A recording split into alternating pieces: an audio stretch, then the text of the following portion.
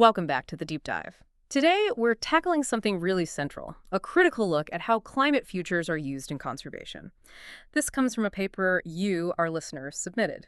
Yeah, we're diving into a 2023 review by M.G. Burgess and colleagues. The title is Climate Change Scenarios in Fisheries and Aquatic Conservation Research. Right, and this is timely. It really gets into the weeds of the tools researchers use these climate scenarios, RCPs and SSPs.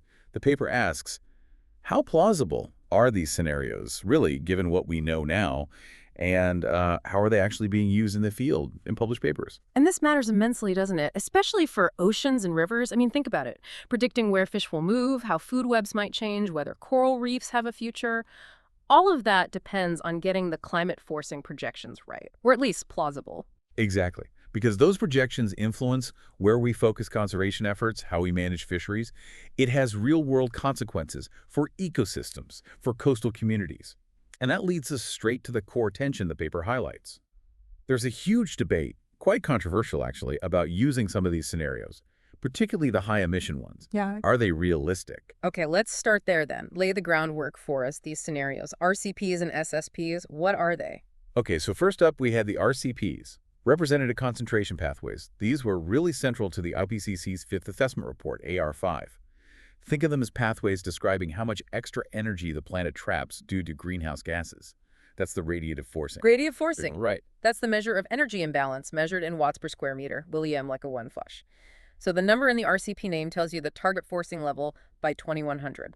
Precisely. So you have RCP 2.6, which is a low pathway, then RCP 4.5, kind of moderate, and RCP 8.5, the high-end one. More watts per square meter means more trapped energy, means, well, a hotter future. Got it.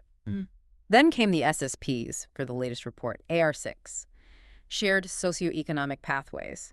How are these different? Are they just updates? They're more than just updates. They add a crucial layer, the socioeconomic storyline. They try to connect the climate outcome to the how and why, the societal choices, the development paths that lead to certain emissions. So it's not just the climate physics, but the human story behind it. Exactly. And there are 5 main SSP storylines. Table 1 in the paper lays them out, but maybe we can touch on the key ones. Sure. Let's see. SSP1 is sustainability. Sounds optimistic. It is. Assumes high cooperation, focus on sustainable development. So low challenges for both cutting emissions, mitigation, and adapting to changes. Okay, and on the other end, You have SSP5, fossil fuel development. This is the world going all in on economic growth, heavy fossil fuel use. So huge challenges for mitigation. But interestingly, low challenges for adaptation, because the assumption is everyone becomes incredibly wealthy. right, we'll come back to that wealth assumption. And in the middle, SSP2, middle of the road. Basically, current trends continue. Medium challenges all around.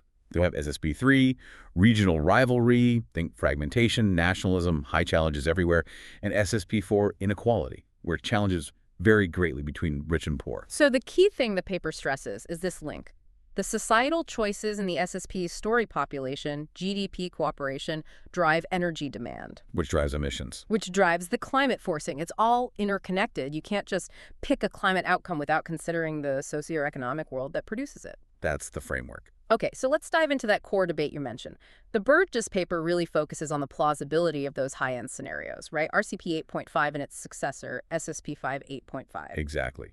For a long time, these were often presented, sometimes implicitly, as business as usual. Even though, as the paper notes, the scenario developers themselves warned against using RCP 8.5 that way. Correct. And the critique boils down to 2 main points. Yeah. Based on evidence that's emerged since these scenarios were developed. First, the projected fossil fuel emissions, FFI. How do they stack up against reality? Well, they project FFI way higher than what we're seeing and higher than what major energy agencies like the IEA project, even under current policies. The paper points out the IEA's 2050 projection understated policies is only about 40% of what SSP 5 8.5 projects for that year. That's a massive divergence. A huge gap. So the real world, even with current policies, isn't tracking that extreme path. It appears not. Yeah. Which leads to the second critique. The underlying socioeconomic assumptions, particularly for SSP 5 8.5, this is the coal and GDP critique. Okay, unpack that for us. Well, for SSP 5 8.5 to happen, global coal use per capita needs to increase, wait for it, 6-fold by 2100. 6 times. But aren't projections showing coal use likely peaking or even declining? Exactly. The IEA, for instance, projects coal use might nearly halve by 2050. So a six-fold increase by 2100 seems, well, let's just say inconsistent with current energy transitions and outlooks. It sounds completely counterintuitive. It does. And then there's the GDP part. SSP 8.5 requires the entire world to become incredibly rich, GDP per capita, over $100,000 everywhere by 2100. Okay. So here's the contradiction that critics point out.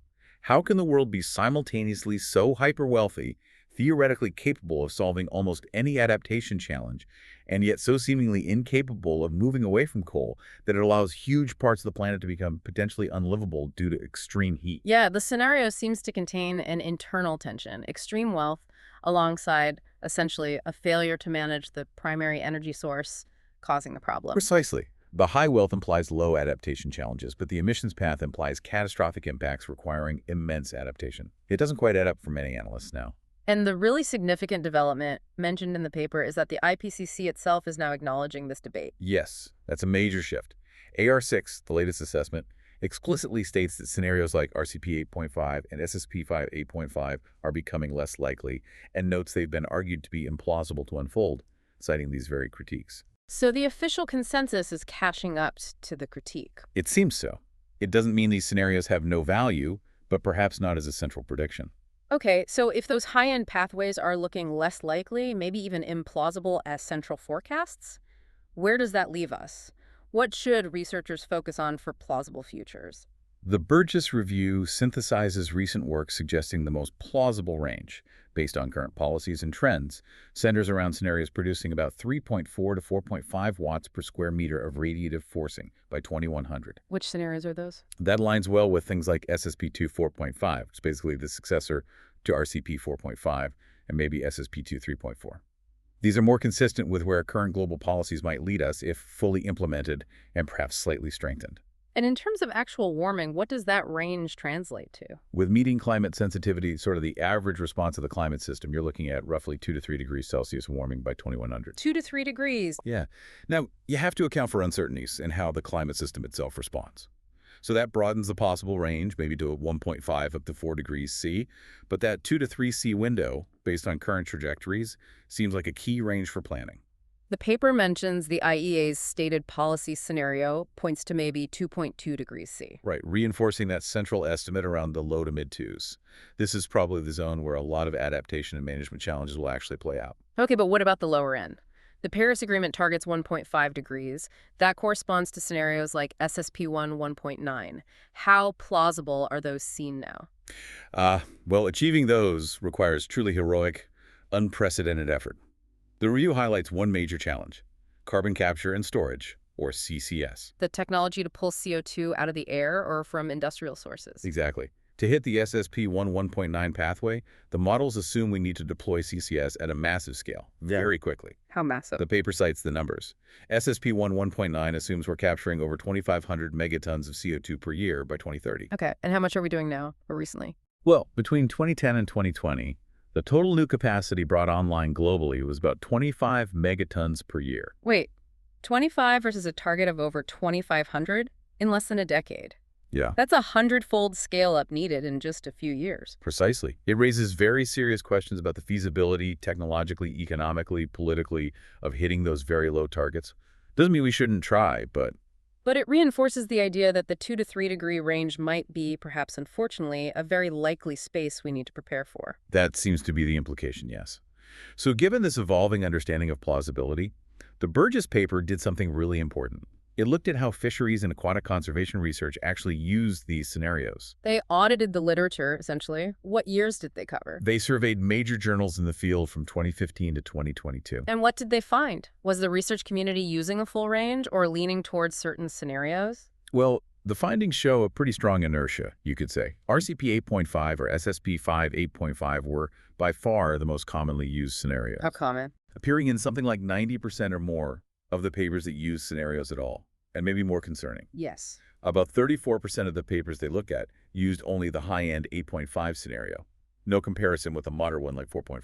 Wow. So a third of the studies were presenting impacts based solely on what's now considered a less likely, perhaps implausible future. That's what the data suggests. It points towards a potential bias in the literature, towards examining worst-case outcomes. perhaps without always contextualizing them. Did they see any change over time, especially after AR6 started acknowledging the plausibility concerns? Yes, there is a positive trend, but it's slow.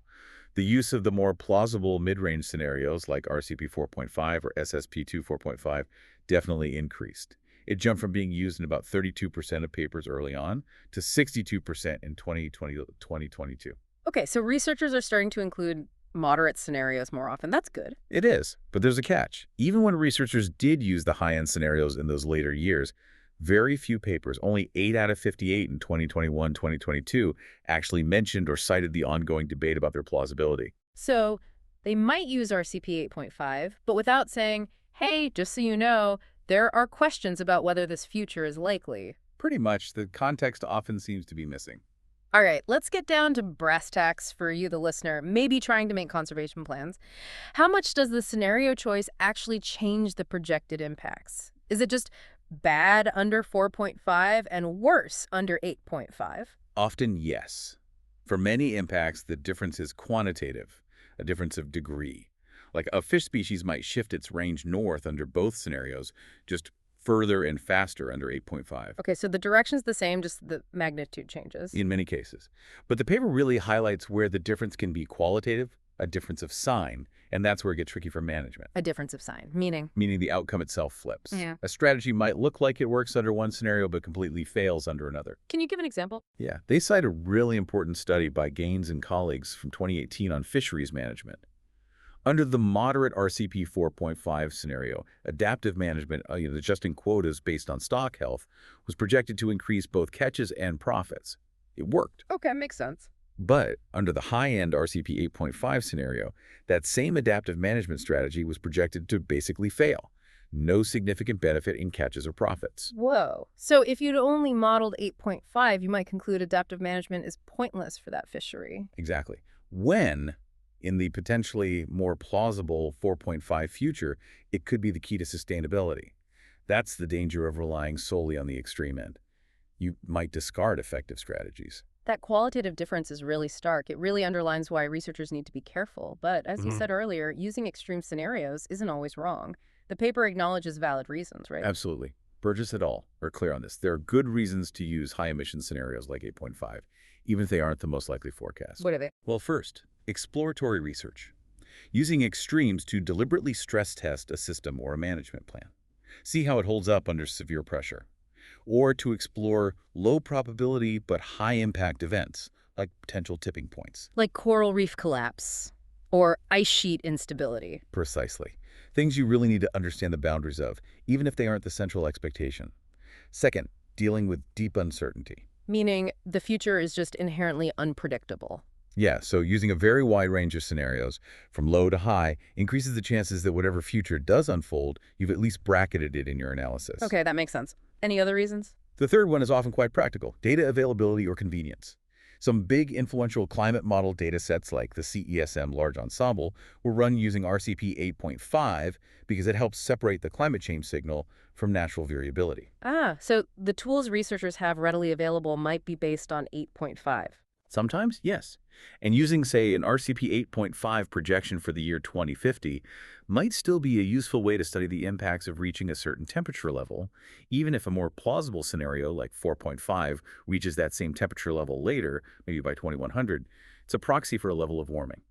Okay, so there are valid uses, but if researchers do use these scenarios, especially the high-end ones, the paper lays out some crucial best practices.